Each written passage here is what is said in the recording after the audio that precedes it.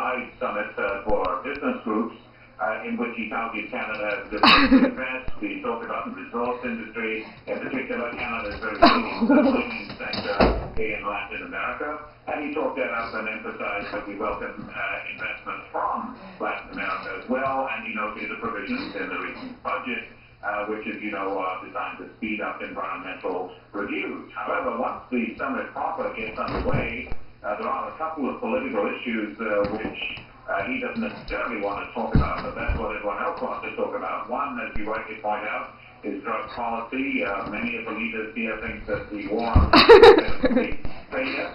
They want a new policy. Many of them want to talk about decriminalization of drugs. President Obama of the United States and Prime Minister Harper are both definitely in the no column on that. The other issue is the non-attendance, the exclusion from the Summit of the Americas of Cuba, a long-standing exclusion, again.